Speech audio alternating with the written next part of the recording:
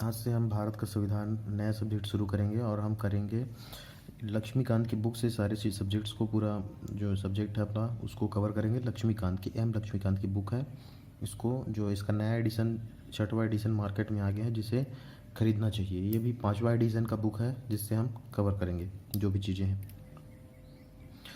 तो इसके लिए सबसे पहले हम देखते हैं इसका बेसिक जो हिस्टोरिकल बैकग्राउंड है उसको पढ़ेंगे। चैप्टर 1 है ये। तो 1600 भारत में ब्रिटिश 1600 ईस्वी में ईस्ट इंडिया कंपनी के रूप में व्यापार करने आई थी। ठीक है। शुरुआत में ईस्ट इंडिया कंपनी नाम नहीं था, बल्कि company of merchant for trade in east India ऐसा करके नाम था कंपनी का। तो उसको आम बोलचाल की भाषा में ईस्ट इंडिया कंपनी कह दिया जाता है। तो 1599 में जो है कंपनी का आगमन हुआ था भारत में, और इसको जो है अधिकार दिया गया था, उसको एकाधिकार प्राप्त हुआ था महारानी एलिजाबेथ प्रथम के चार्टर द्वारा। चार्टर मतलब एक तरह का अधिकार पत्र होता है। तो उनको भारत में व्यापार करने का एक विस्तृत अधिकार पत्र प्राप्त हुआ था। एकाधिकार था कंपनी का उस समय, यानी ब्रिटेन की कोई कंपनी भारत में व्यापार नहीं कर सकती थी, सिर्फ ईस्ट इंडिया कंपनी को ही अधिकार था। धीरे धीरे करके ईस्ट इंडिया कंपनी ने क्षेत्रों पर कब्जा करना शुरू किया, किलों की स्थापना करनी शुरू करी, और जो रियासत के राजा महाराजा थे उनको हराना शुरू किया और क्षेत्रों पर अधिकार करना शुरू किया। इस तरह से उनका धीरे धीरे करके क्षेत्र का विस्तार हुआ। उसके लिए उनको शासन चलाने के लिए रूल्स रेगुलेशन नियम वगैरह की भी ज़रूरत पड़ी। तो बीच बीच में उनका जो है एक्ट आता गया, कानून आता गया, अधिनियम आता गया, जो कि बाद में चलकर एक संविधान के, हमारे भारत के संविधान के ढांचे का निर्माण करते हैं, ढांचे के निर्माण का कार्य करते हैं, जितने भी अधिनियम वगैरह आते हैं, एक्ट वगैरह। तो इसी को देखेंगे हम। सबसे पहले कंपनी का शासन चला है 1773 से 1858 तक। ठीक, 1700 कंपनी का शासन चला है 1773 से 1858 तक। ठीक, जैसे मैंने बताया कंपनी का जो है क्षेत्रों पर कब्जा हो चुका था, तो शासन चलाने के लिए भी, क्षेत्रों पर शासन चलाने के लिए भी कंपनी को जो है शासन करना पड़ा। 1773 से 1858 तक कंपनी का शासन चला है। तो इसमें शासन चलाने के लिए सबसे पहले देखिए 1773 का रेगुलेटिंग एक्ट देखते हैं हम। 1773 का रेगुलेटिंग एक्ट, जैसा कि नाम से स्पष्ट है कि इसका काम है रेगुलेट करना, रेगुलेशन का कार्य करना। 1765 में यहाँ पे थे बंगाल के गवर्नर थे रॉबर्ट क्लाइव थे। तो रॉबर्ट क्लाइव 1765 में इन्होंने द्वैत शासन की शुरुआत करी इन्होंने, और कंपनी को जो है कंपनी में द्वैत शासन की शुरुआत हुई, कंपनी का शासन चला। लेकिन कंपनी का जो राजस्व था, जो रेवेन्यू होता था, वो पूरी तरह से कंपनी को नहीं मिल पा रहा था। कारण था भ्रष्टाचार, रिश्वतखोरी, ये सारी चीज़ें चल रही थी, जिसके कारण से कंपनी को पूरा प्रॉफिट नहीं हो पा रहा था। इसी कारण से कंपनी को नियंत्रित करने के लिए 1773 में रेगुलेटिंग एक्ट पारित किया गया, जिसका अर्थ है नियंत्रण करने के लिए, बेसिकली कंपनी पर नियंत्रण करने के लिए। ठीक, तो देखिए क्या होता है इसमें रेगुलेटिंग एक्ट में। इस अधिनियम का अत्यधिक संवैधानिक महत्व है। यह था भारत में ईस्ट इंडिया कंपनी के कार्यों को नियमित और नियंत्रित करने की दिशा में ब्रिटिश सरकार द्वारा उठाया गया पहला कदम था। ठीक, जैसे कि मैंने बता दिया, इसके द्वारा पहली बार कंपनी के प्रशासनिक राजनीतिक कार्यों को मान्यता मिली। ठीक है, कंपनी के जो प्रशासनिक कार्य करती थी, राजनीतिक कार्य करती थी कंपनी, उसको मान्यता मिली एक तरह से ब्रिटेन के गवर्नमेंट की तरफ से।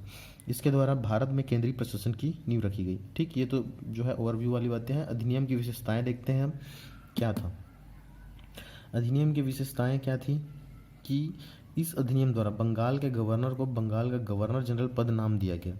ठीक, और उसकी सहायता के लिए 4 सदस्यीय कार्यकारी परिषद का गठन किया गया। उल्लेखनीय है कि ऐसे पहले गवर्नर लॉर्ड वारेन हेस्टिंग थे।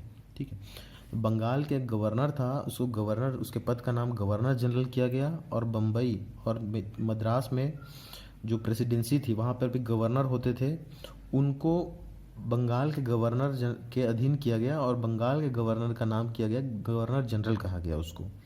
ठीक, तो एक तरह से यहाँ पे केंद्रीकरण की शुरुआत हो गई, जैसे अब केंद्रीय प्रशासन की शुरुआत, क्योंकि अब मद्रास और बम्बई के गवर्नर बंगाल के गवर्नर जनरल के अधीन रह करके कार्य करेंगे। तो एक तरह से केंद्रीकरण की शुरुआत होती है यहाँ से।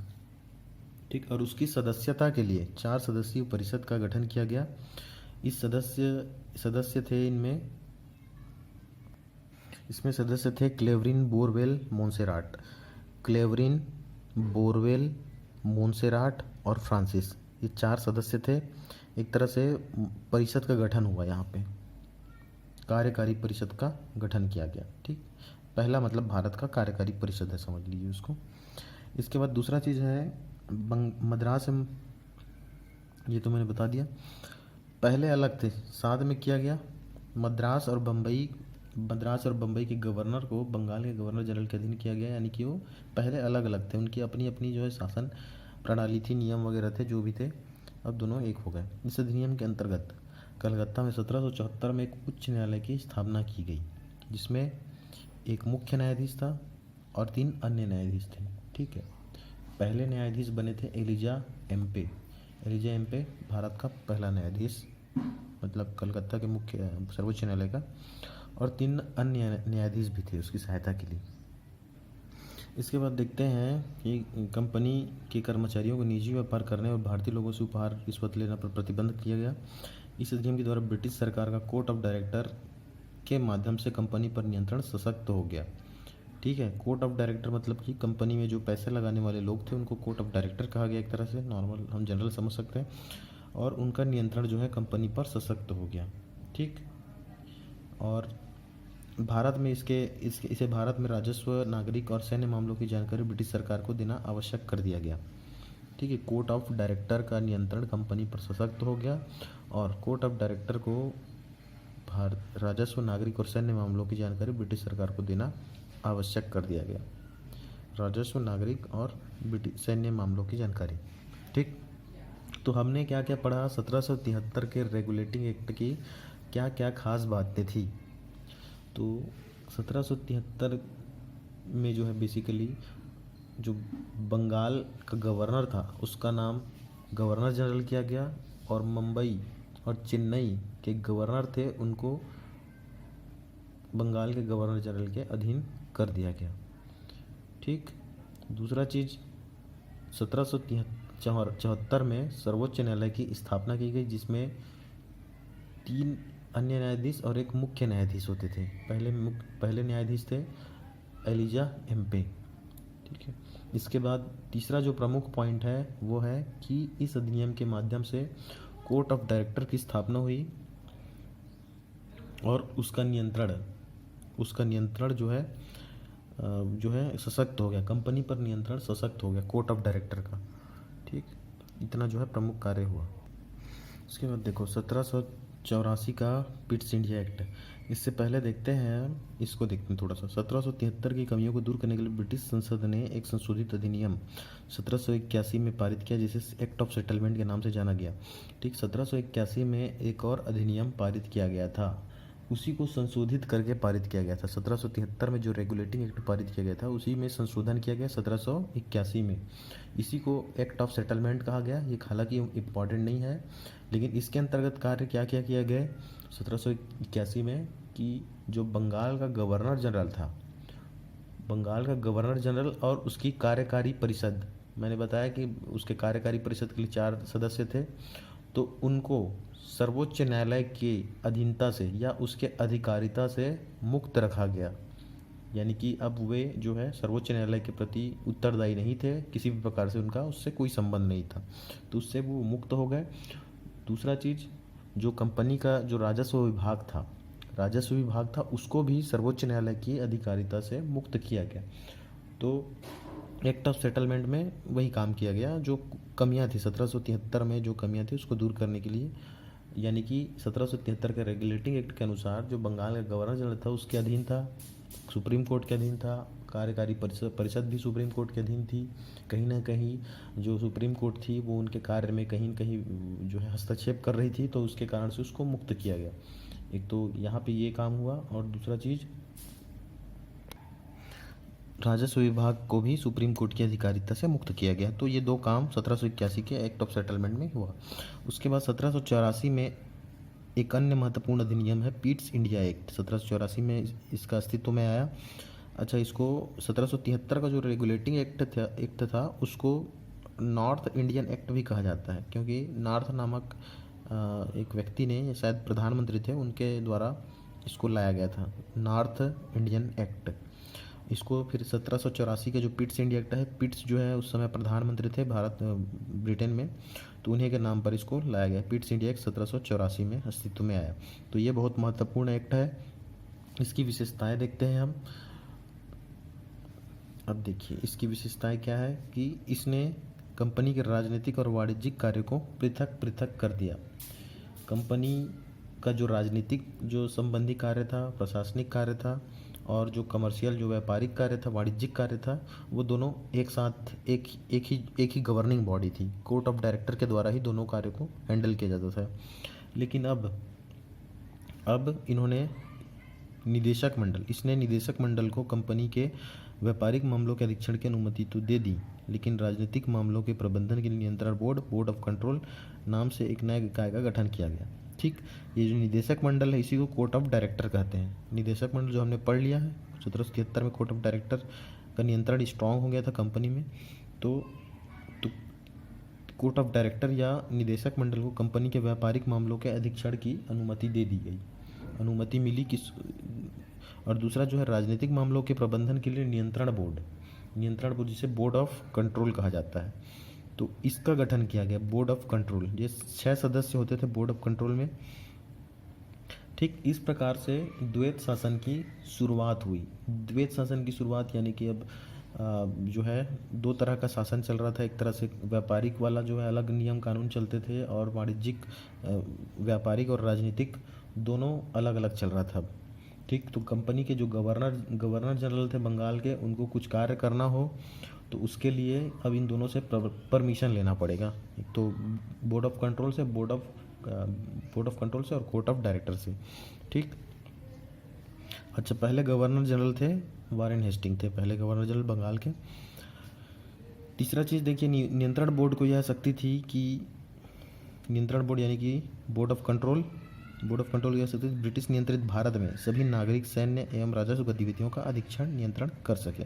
ठीक, कोर्ट ऑफ डायरेक्टर को भी था और बोर्ड ऑफ कंट्रोल को भी ये पावर था कि वो भारत में जो कंपनी के अधीन भारत क्षेत्र में सभी जो है नियंत्रण का कार्य कर सके, नागरिक, सैन्य और प्रशासनिक राजस्व गतिविधि का अधीक्षण एवं नियंत्रण।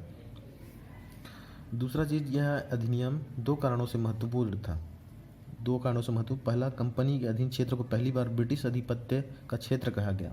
ठीक है, यानी कि जो कंपनी का क्षेत्र था भारत में, उसको ब्रिटिश आधिपत्य का क्षेत्र कहने का मतलब है कि अब जो है ब्रिटिश गवर्नमेंट का यहाँ पर डायरेक्टली हस्तक्षेप हो रहा है। ठीक है, तो एक तरह से अब यहाँ से स्पष्ट रूप से समझ में आता है कि इसके बारे में संसद वगैरह में चर्चा होगी। ठीक, एक तरह से ब्रिटिश का आधिपत्य का क्षेत्र कहा गया। दूसरा चीज़, ब्रिटिश सरकार को भारत के कंपनी के कार्यों और उसके प्रशासन पर पूर्ण नियंत्रण प्रदान किया गया।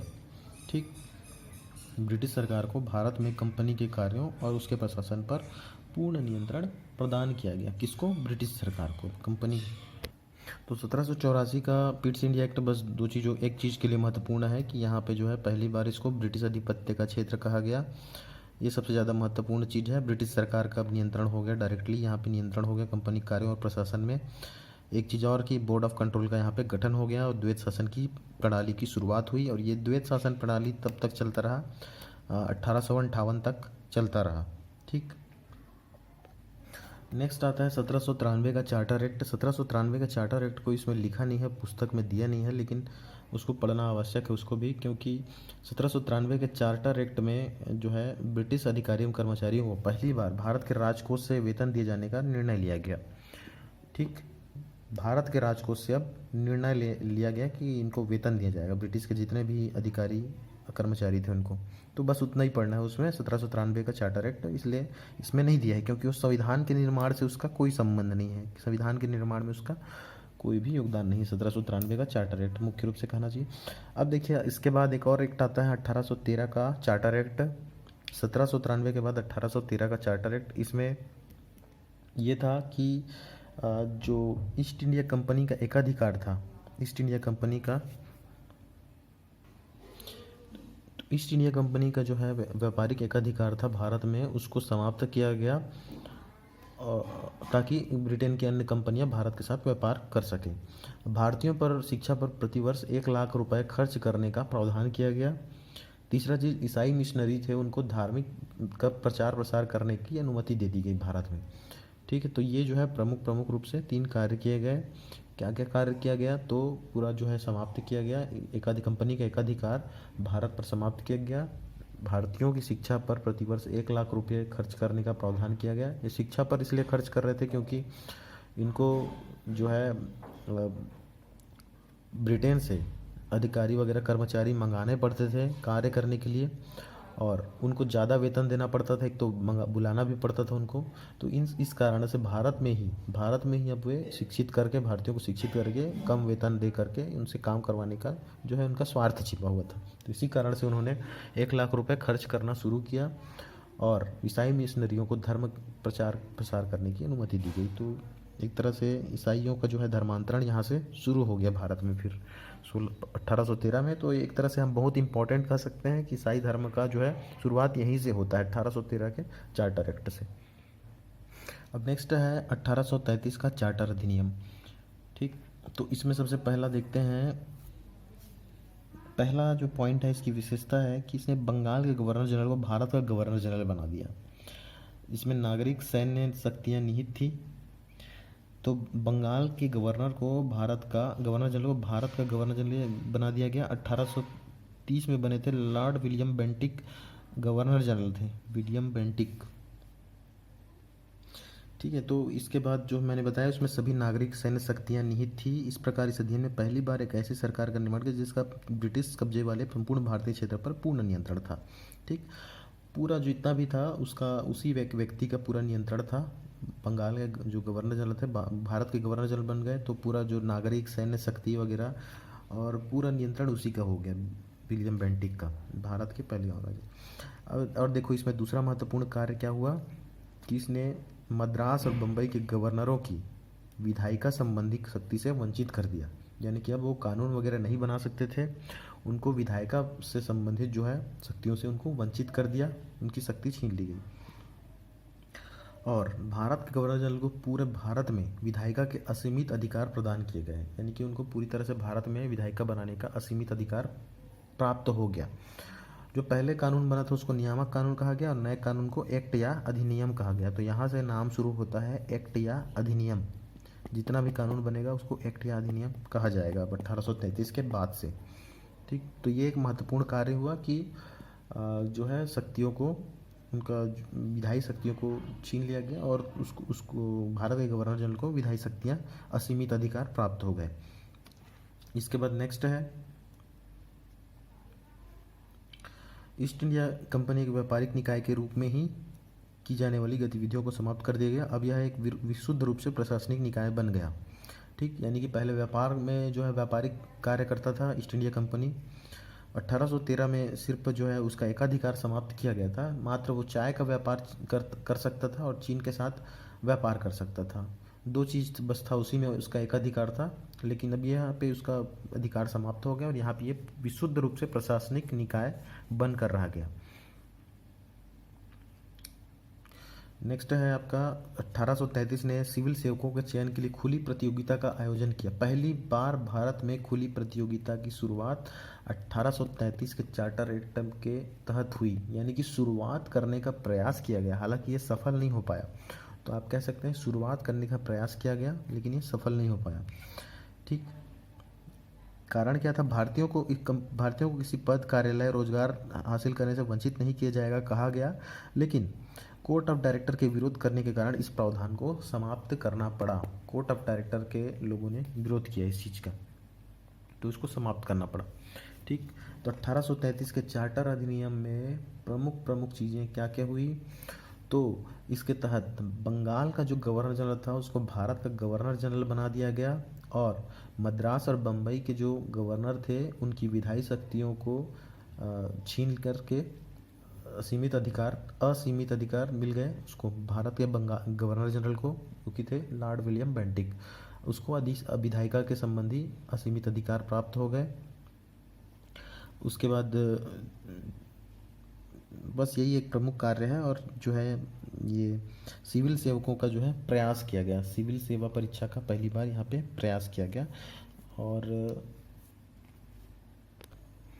लेकिन वो असफल रहा। पहली बार जो है सिविल सेवक चयन के लिए प्रयास किया, लेकिन वो असफल रहा। नेक्स्ट है हमारा 1853 का चार्टर एक्ट।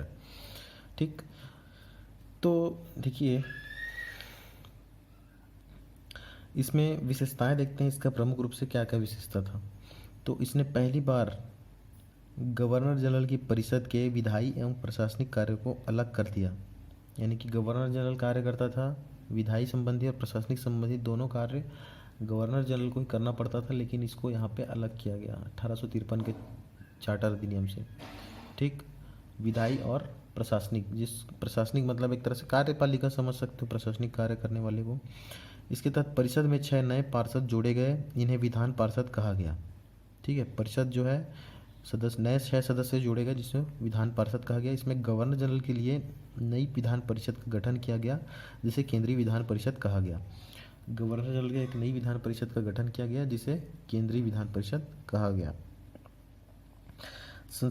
आज ये जो परिषद, छोटा सा परिषद गठन किया गया, वो एक ब्रिटेन की संसद की तरह कार्य करती थी।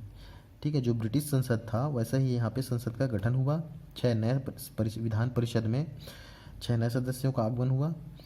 ठीक, तो इस प्रकार विधायिका को पहली बार सरकार के विशेष कार्य के रूप में जाना गया। तो यहाँ से पहली बार विधायिका अलग हुआ, कार्यपालिका विधायिका एक ही था, उसको दोनों को अलग किया गया यहाँ पे। नेक्स्ट है, इसने सिविल सेवकों की भर्ती एवं चयन हेतु खुली प्रतियोगिता व्यवस्था का शुभारंभ किया।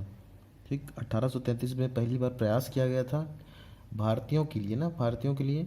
अब ये जो है प्रयास किया गया था 1833 में, लेकिन यहाँ पे अब शुभारंभ हो गया 1853 के चार्टर एक्ट में। ठीक है, भारतीय।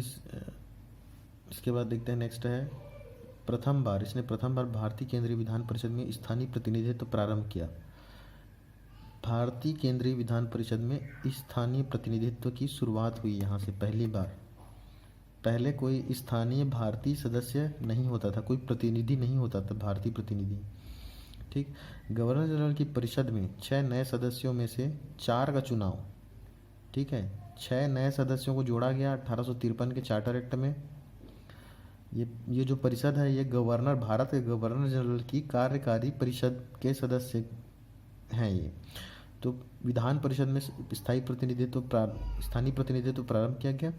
और गवर्नर जनरल के 6 नए सदस्यों में से 4 का चुनाव बंगाल, मद्रास, बम्बई, जो 3 प्रमुख शहर हो गए, बंगाल, मद्रास, बम्बई और आगरा के स्थानीय प्रांतीय सरकारों द्वारा किया जाना था। तो इन 4 क्षेत्रों से प्रतिनिधित्व चुना गया। ठीक, इसके बाद हम देखेंगे अगला।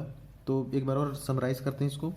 1853 के चार्टर अधिनियम में सबसे महत्वपूर्ण घटना क्या हुई, तो यहाँ पे इसमें कार्यपालिका या प्रशासनिक कार्यों को और विधायी कार्यों को अलग किया गया। गवर्नर जनरल के लिए एक विधान परिषद का गठन किया गया, जिसमें 6 नए परिषद सदस्यों का जो है चयन होना था, 6 नए सदस्यों को शामिल किया गया। और ये जो विधान परिषद था गवर्नर जनरल का, वो एक छोटा सा संसद जैसा बन गया।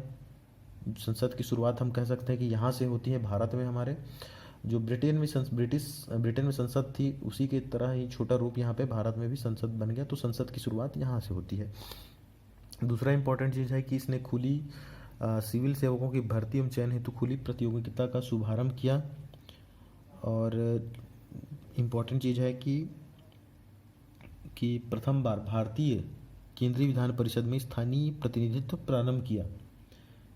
ठीक, विधान परिषद में भारतीय प्रतिनिधित्व को भी शामिल किया।